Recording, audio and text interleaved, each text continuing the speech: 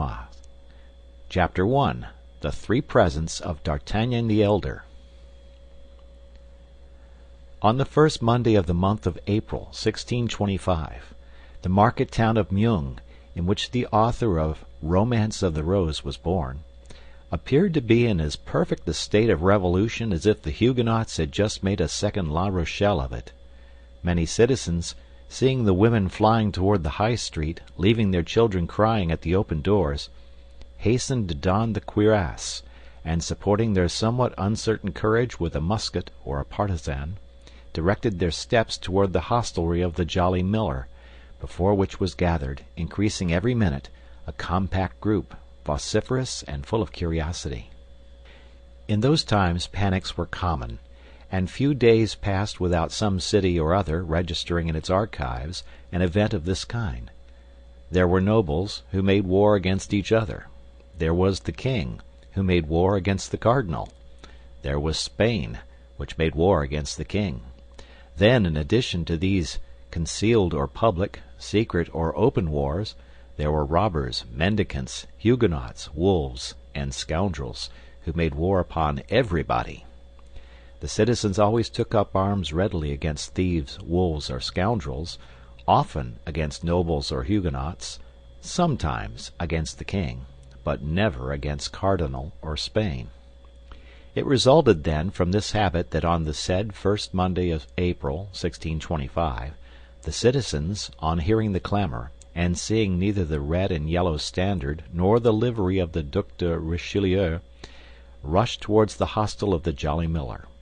When arrived there, the cause of the hubbub was apparent to all.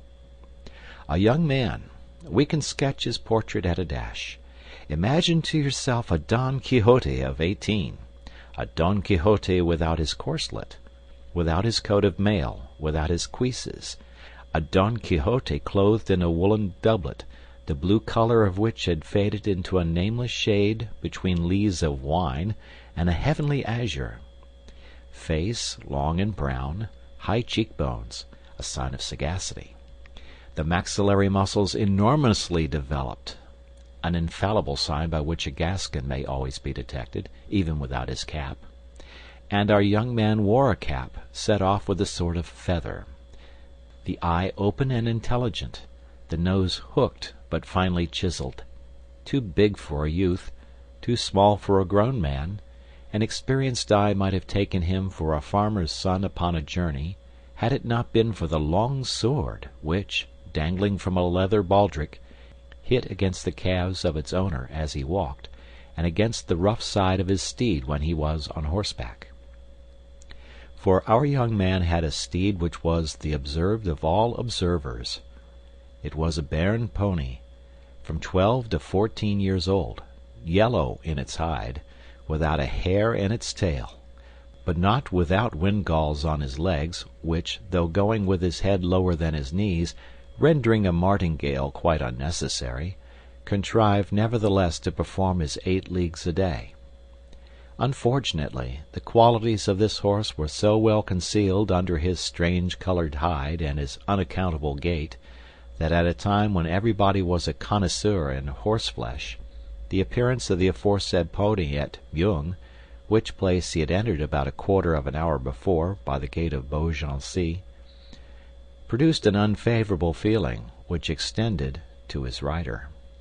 And this feeling had been more painfully perceived by young D'Artagnan, for so was the Don Quixote of this second Rozinante named, from his not being able to conceal from himself the ridiculous appearance that such a steed gave him, good horseman as he was.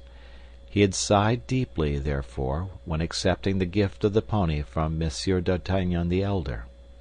He was not ignorant that such a beast was worth at least 20 livres, and the words which had accompanied the present were above all price. "My son," said the old Gascon gentleman, in that pure Béarn patois of which Henry IV could never rid himself, "this horse was born in the house of your father about 13 years ago, and has remained in it ever since, which ought to make you love it. Never sell it. Allow it to die tranquilly and honorably of old age. and if you make a campaign with it, take as much care of it as you would of an old servant. At court, provided you have ever the honor to go there," continued Monsieur d'Artagnan the elder, "an honor to which, remember, your ancient nobility gives you the right. Sustain worthily your name of gentleman, which has been worthily borne by your ancestors for 500 years, both for your own sake and the sake of those who belong to you. By the latter I mean your relatives and friends. Endure nothing from anyone except Monsieur the Cardinal and the king. It is by his courage, please observe, by his courage alone, that a gentleman can make his way nowadays. Whoever hesitates for a second perhaps allows the bait to escape which during that exact second fortune held out to him. You are young. You ought to be brave for 2 reasons. The first is that you are a Gascon, and the second is that you are my son. Never fear quarrels, but seek adventures. I have taught you how to handle a sword. You have thews of iron, a wrist of steel. Fight on all occasions. Fight the more for duels being forbidden, since consequently there is twice as much courage in fighting. I have nothing to give you, my son, but 15 crowns, my horse, and the counsels you have just heard. Your mother will add to them a recipe for a certain balsam which she had from a Bohemian and which has the miraculous virtue of curing all wounds that do not reach the heart. Take advantage of all, and live happily and long. I have but one word to add, and that is to propose an example to you. Not mine, for I myself have never appeared at court, and have only taken part in religious wars as a volunteer. I speak of Monsieur de Tréville, who was formerly my neighbor, and who had the honor to be, as a child, the playfellow of our king, Louis XIII, whom God preserve. Sometimes their play degenerated into battles, and in these battles the king was not always the stronger. The blows which he received increased greatly his esteem and friendship for Monsieur de Tréville. Afterward, Monsieur de Tréville fought with others. In his first journey to Paris 5 times, from the death of the late king till the young one came of age, without reckoning wars and sieges, 7 times, and from that date up to the present day 100 times perhaps. So that, in spite of edicts, ordinances, and decrees, there he is, captain of the Musketeers, that is to say, chief of a legion of Caesars, whom the king holds in great esteem, and whom the cardinal dreads, he who dreads nothing, as it is said. Still further, Monsieur de Tréville gains 10,000 crowns a year. He is therefore a great noble. He began as you begin. Go to him with this letter, and make him your model in order that you may do as he has done." Upon which Monsieur d'Artagnan the elder girded his own sword round his son, kissed him tenderly on both cheeks, and gave him his benediction.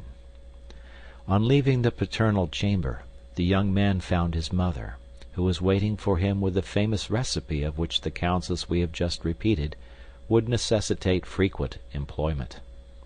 The adieux were on this side longer and more tender than they had been on the other.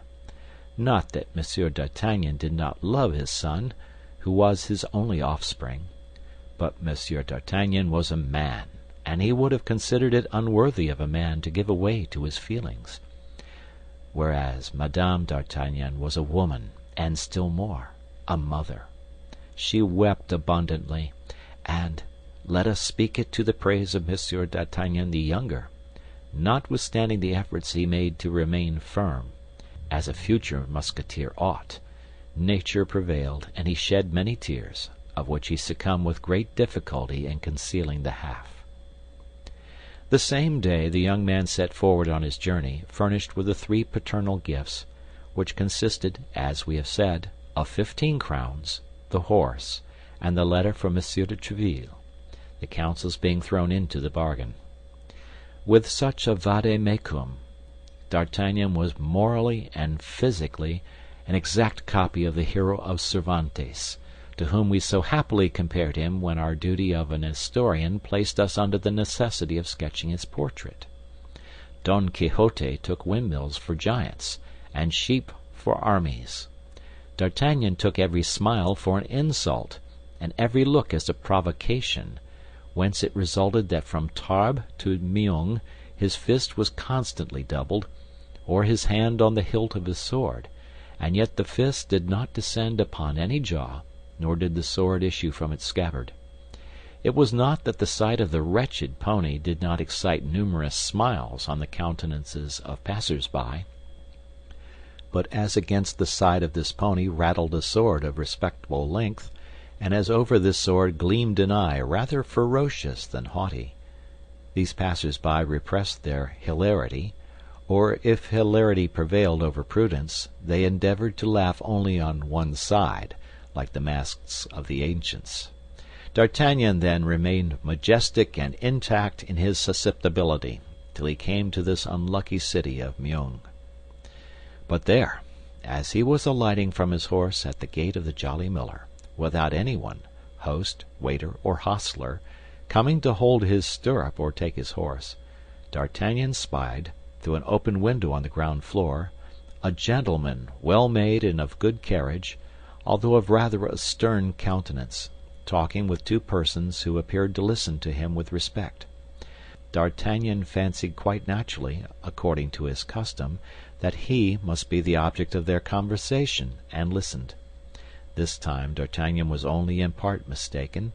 He himself was not in question, but his horse was. The gentleman appeared to be enumerating all his qualities to his auditors, and, as I have said, the auditors seemed to have great deference for the narrator. They every moment burst into fits of laughter. Now, as a half-smile was sufficient to awaken the irascibility of the young man, the effect produced upon him by this vociferous mirth may be easily imagined. Nevertheless, D'Artagnan was desirous of examining the appearance of this impertinent personage who ridiculed him. He fixed his haughty eye upon the stranger, and perceived a man of from 40 to 45 years of age, with black and piercing eyes, pale complexion, a strongly marked nose, and a black and well-shaped mustache. He was dressed in a doublet and hose of a violet color, with aiguillettes of the same color, without any other ornaments than the customary slashes through which the shirt appeared.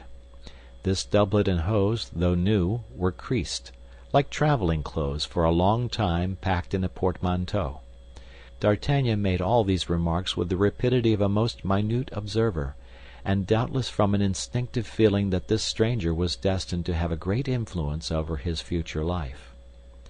Now, as at the moment in which D'Artagnan fixed his eyes upon the gentleman in the violet doublet, the gentleman made one of his most knowing and profound remarks respecting the Béarnese pony. His 2 auditors laughed even louder than before, and he himself, though contrary to his custom, allowed a pale smile, if I may be allowed to use such an expression, to stray over his countenance. This time there could be no doubt. D'Artagnan was really insulted. Full then of this conviction, he pulled his cap down over his eyes, and endeavoring to copy some of the court airs he had picked up in Gascony among young traveling nobles, he advanced with one hand on the hilt of his sword and the other resting on his hip. Unfortunately, as he advanced, his anger increased at every step, and instead of the proper and lofty speech he had prepared as a prelude to his challenge, he found nothing at the tip of his tongue but a gross personality, which he accompanied with a furious gesture. "I say, sir, you, sir, who are hiding yourself behind that shutter, yes, you, sir, Tell me what you are laughing at, and we will laugh together." The gentleman raised his eyes slowly from the nag to his cavalier, as if he required some time to ascertain whether it could be to him that such strange reproaches were addressed. Then, when he could not possibly entertain any doubt of the matter, his eyebrows slightly bent, and with an accent of irony and insolence impossible to be described, he replied to D'Artagnan, "I was not speaking to you, sir." "But I am speaking to you," replied the young man, additionally exasperated with this mixture of insolence and good manners, of politeness and scorn. The stranger looked at him again with a slight smile, and, retiring from the window, came out of the hostelry with a slow step, and placed himself before the horse, within 2 paces of D'Artagnan. His quiet manner and the ironical expression of his countenance redoubled the mirth of the persons with whom he had been talking, and who still remained at the window. D'Artagnan, seeing him approach, drew his sword a foot out of the scabbard. "This horse is decidedly, or rather has been in his youth, a buttercup," resumed the stranger, continuing the remarks he had begun, and addressing himself to his auditors at the window, without paying the least attention to the exasperation of D'Artagnan, who, however, placed himself between him and them. "It is a color very well known in botany, but till the present time very rare among horses. There are people who laugh at the horse that would not dare to laugh at the master," cried the young emulator of the furious Tréville. "I do not often laugh, sir," replied the stranger, "as you may perceive by the expression of my countenance, but nevertheless I retain the privilege of laughing when I please." "And I," cried D'Artagnan, "will allow no man to laugh when it displeases me." "Indeed, sir," continued the stranger, more calm than ever. "Well, that is perfectly right." And turning on his heel, was about to re-enter the hostelry by the front gate, beneath which D'Artagnan on arriving had observed a saddled horse. But D'Artagnan was not of a character to allow a man to escape him thus who had the insolence to ridicule him. He drew his sword entirely from the scabbard, and followed him, crying, "Turn, turn, Master Joker, lest I strike you behind." "Strike me?" said the other, turning on his heels, and surveying the young man with as much astonishment as contempt. "Why, my good fellow, you must be mad." Then, in a suppressed tone, as if speaking to himself, "This is annoying," continued he. "What a godsend this would be for his Majesty, who is seeking everywhere for brave fellows to recruit for his Musketeers." He had scarcely finished, when D'Artagnan made such a furious lunge at him that if he had not sprung nimbly backward it is probable he would have jested for the last time. The stranger, then perceiving that the matter went beyond raillery, drew his sword, saluted his adversary, and seriously placed himself on guard. But at the same moment his 2 auditors, accompanied by the host, fell upon D'Artagnan with sticks, shovels, and tongs. This caused so rapid and complete a diversion from the attack that D'Artagnan's adversary, while the latter turned round to face this shower of blows, sheathed his sword with the same precision, and instead of an actor, which he had nearly been, became a spectator of the fight, a part in which he acquitted himself with his usual impassiveness, muttering nevertheless, "A plague upon these Gascons! Replace him on his orange horse and let him be gone." "Not before I have killed you, poltroon!" cried D'Artagnan, making the best face possible, and never retreating one step before his 3 assailants, who continued to shower blows upon him. "Another Gasconade," murmured the gentleman. "By my honor, these Gascons are incorrigible. Keep up the dance, then, since he will have it so. When he is tired, he will perhaps tell us that he has had enough of it." But the stranger knew not the headstrong personage he had to do with. D'Artagnan was not the man ever to cry for quarter. The fight was therefore prolonged for some seconds, But at length D'Artagnan dropped his sword, which was broken in two pieces by the blow of a stick. Another blow full upon his forehead at the same moment brought him to the ground, covered with blood and almost fainting. It was at this moment that people came flocking to the scene of action from all sides. The host, fearful of consequences, with the help of his servants carried the wounded man into the kitchen, where some trifling attentions were bestowed upon him. As to the gentleman, he resumed his place at the window, and surveyed the crowd with a certain impatience, evidently annoyed by their remaining undispersed. "Well, how is it with this madman?" exclaimed he, turning round as the noise of the door announced the entrance of the host, who came in to inquire if he was unhurt. "Your Excellency is safe and sound?" asked the host. "Oh, yes, perfectly safe and sound, my good host, and I wish to know what has become of our young man." "He is better," said the host. "He fainted quite away." "Indeed," said the gentleman. "But before he fainted he collected all his strength to challenge you, and to defy you while challenging you." "Why, this fellow must be the devil in person," cried the stranger. "Oh, no, your Excellency, he is not the devil," replied the host, with a grin of contempt. "For during his fainting we rummaged his valise, and found nothing but a clean shirt and 11 crowns, which, however, did not prevent his saying, as he was fainting, that if such a thing had happened in Paris, you should have cause to repent of it at a later period." "Then," said the stranger coolly, "he must be some prince in disguise." "I have told you this, good sir," resumed the host, "in order that you may be on your guard." "Did he name no one in his passion?" "Yes, he struck his pocket and said, 'We shall see what Monsieur de Tréville will think of this insult offered to his protégé.'" "Monsieur de Tréville," said the stranger, becoming attentive. "He put his hand upon his pocket while pronouncing the name of Monsieur de Tréville? Now, my dear host, while your young man was insensible, you did not fail, I am quite sure, to ascertain what that pocket contained. What was there in it?" "A letter addressed to Monsieur de Tréville, captain of the Musketeers." "Indeed!" "Exactly as I have the honor to tell your Excellency." The host, who was not endowed with great perspicacity, did not observe the expression which his words had given to the physiognomy of the stranger. The latter rose from the front of the window, upon the sill of which he had leaned with his elbow, and knitted his brow like a man disquieted. "The devil!" murmured he, between his teeth.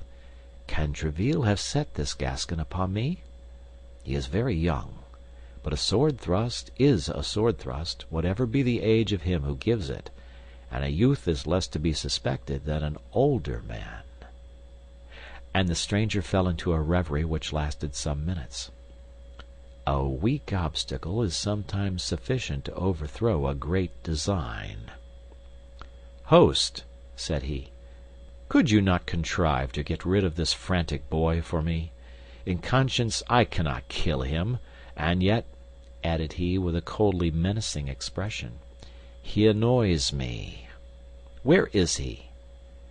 "In my wife's chamber on the first flight, where they are dressing his wounds." "His things and his bag are with him? Has he taken off his doublet?" "On the contrary, everything is in the kitchen. But if he annoys you, this young fool—" "To be sure he does. He causes a disturbance in your hostelry, which respectable people cannot put up with. Go, make out my bill, and notify my servant." "What, monsieur, will you leave us so soon?" "You know that very well, as I gave my order to saddle my horse. Have they not obeyed me?" "It is done. As your Excellency may have observed, your horse is in the great gateway, already saddled for your departure." "That is well. Do as I have directed you, then." "What the devil!" said the host to himself. "Can he be afraid of this boy?" But an imperious glance from the stranger stopped him short. He bowed humbly and retired. "It is not necessary for Milady to be seen by this fellow," continued the stranger. Now, here a footnote. We are well aware that this term, Milady, is only properly used when followed by a family name, but we find it thus in the manuscript, and we do not choose to take upon ourselves to alter it. End of the footnote. She will soon pass. She is already late.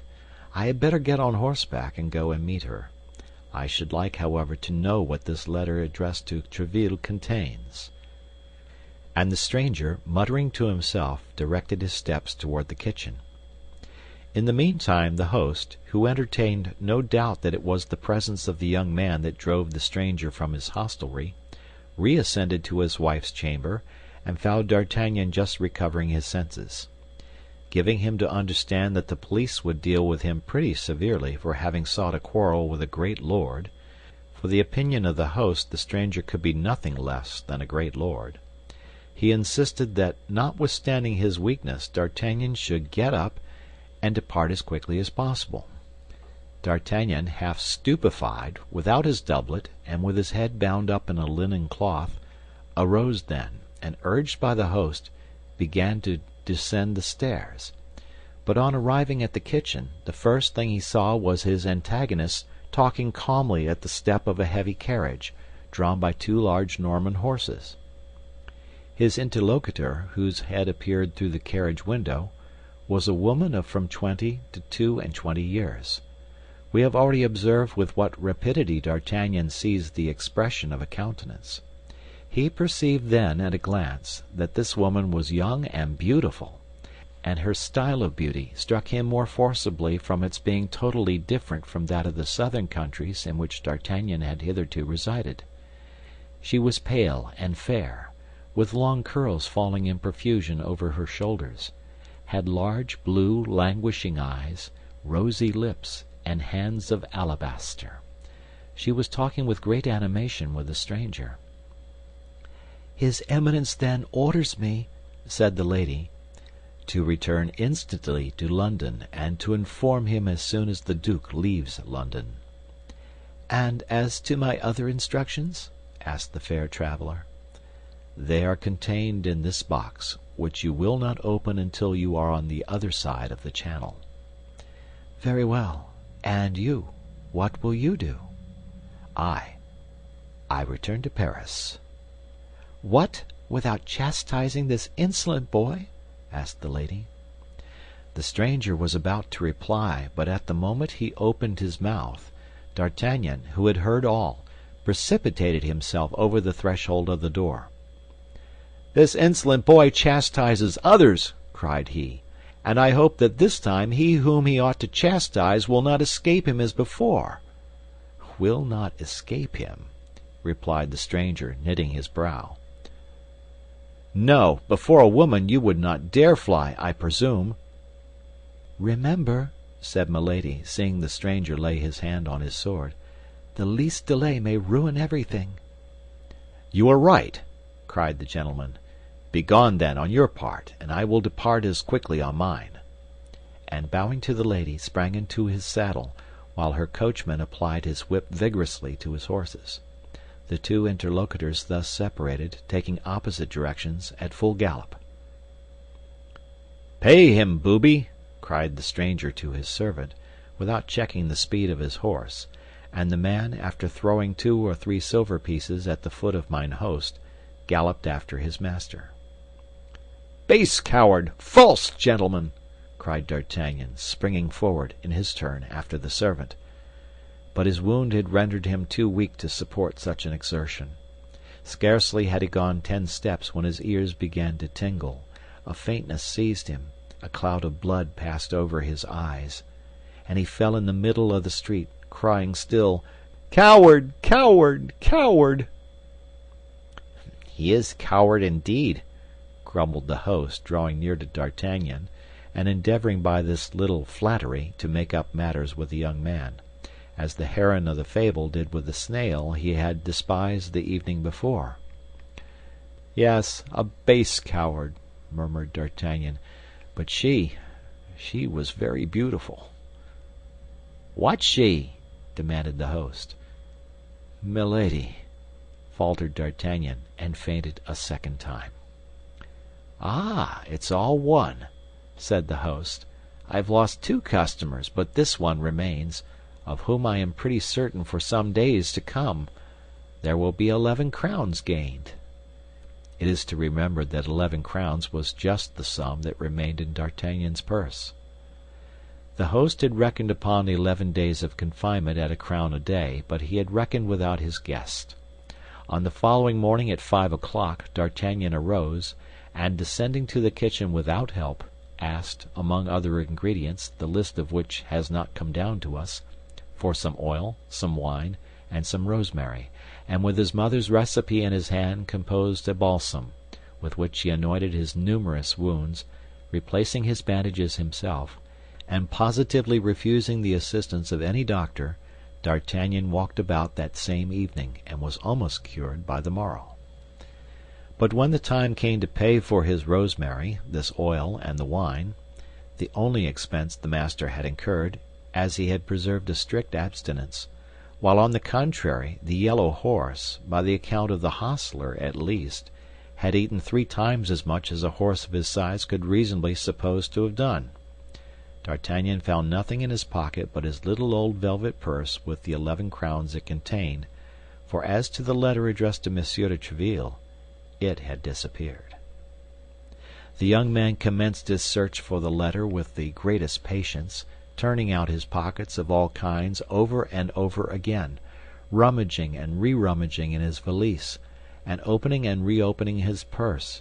But when he found that he had come to the conviction that the letter was not to be found, he flew for the 3rd time into such a rage as was near costing him a fresh consumption of wine, oil, and rosemary.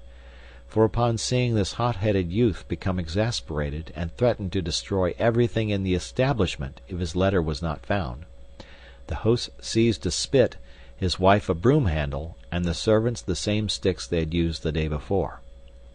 "My letter of recommendation!" cried D'Artagnan. "My letter of recommendation!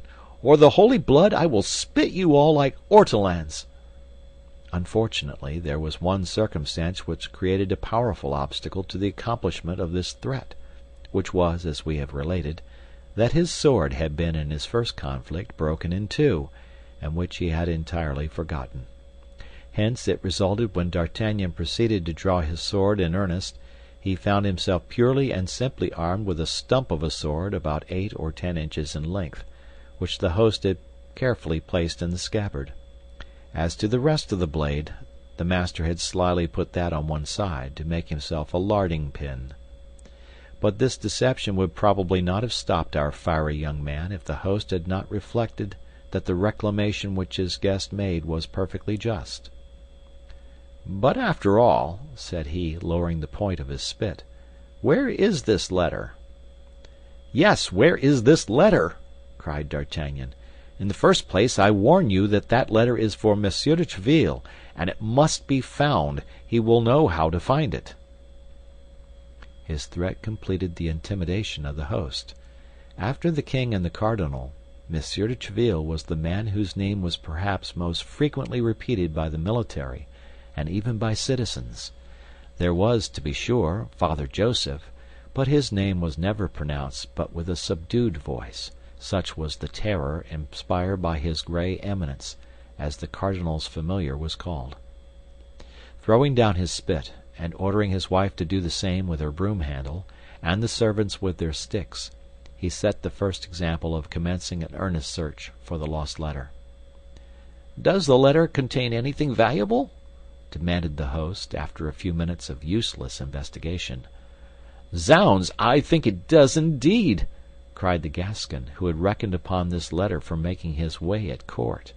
"It contained my fortune." "Bills upon Spain?" asked the disturbed host. "Bills upon his Majesty's private treasury," answered D'Artagnan, who, reckoning upon entering into the king's service in consequence of this recommendation, believed he could make this somewhat hazardous reply without telling of a falsehood. "The devil!" cried the host, at his wits' end. "But it's of no importance," continued D'Artagnan with natural assurance. "It's of no importance. The money is nothing. That letter was everything. I would rather have lost 1,000 pistoles than have lost it. He would not have risked more if he had said 20,000, but a certain juvenile modesty restrained him. A ray of light all at once broke upon the mind of the host as he was giving himself to the devil upon finding nothing. "That letter is not lost!" cried he. "What?" cried D'Artagnan. "No, it has been stolen from you." "Stolen! By whom?" "By the gentleman who was here yesterday. He came down into the kitchen, where your doublet was. He remained there some time alone. I would lay a wager he has stolen it." "Do you think so?" answered D'Artagnan, but little convinced, as he knew better than anyone else how entirely personal the value of this letter was, and was nothing in it likely to tempt cupidity. The fact was that none of his servants, none of the travelers present, could have gained anything by being possessed of this paper. "Do you say," resumed D'Artagnan, "that you suspect that impertinent gentleman?" "I tell you I am sure of it," continued the host. "When I informed him that your lordship was the protégé of Monsieur de Tréville, and that you even had a letter for that illustrious gentleman, he appeared to be very much disturbed, and asked me where that letter was, and immediately came down into the kitchen, where he knew your doublet was." "Then that's my thief," replied D'Artagnan. "I will complain to Monsieur de Tréville, and Monsieur de Tréville will complain to the king."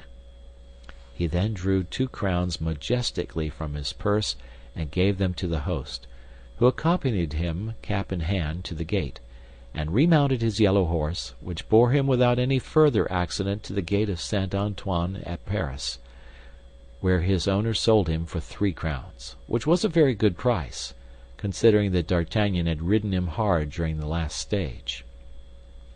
Thus the dealer to whom D'Artagnan sold him for the 9 livres did not conceal from the young man that he only gave that enormous sum for him on the account of the originality of his color. Thus D'Artagnan entered Paris on foot, carrying his little packet under his arm, and walked about till he found an apartment to be let on terms suited to the scantiness of his means. This chamber was a sort of garret, situated in the Rue des Fossoyeurs, near the Luxembourg. As soon as the earnest money was paid, D'Artagnan took possession of his lodging, and passed the remainder of the day in sewing onto his doublet and hose some ornamental braiding which his mother had taken off an almost new doublet of the elder Monsieur d'Artagnan, and which she had given her son secretly. Next he went to the Quai de Ferraille to have a new blade put to his sword, and then returned toward the Louvre, inquiring of the first Musketeer he met for the situation of the hôtel of Monsieur de Tréville, which proved to be in the Rue de Vieux Colombier, that is to say, in the immediate vicinity of the chamber hired by D'Artagnan, a circumstance which appeared to furnish a happy augury for the success of his journey. After this, satisfied with the way in which he had conducted himself at Meung, without remorse for the past, confident in the present, and full of hope for the future, he retired to bed and slept the sleep of the brave. This sleep, provincial as it was, brought him to 9 o'clock in the morning, at which hour he rose, in order to repair to the residence of Monsieur de Tréville, the 3rd personage in the kingdom, in the paternal estimation. End of chapter.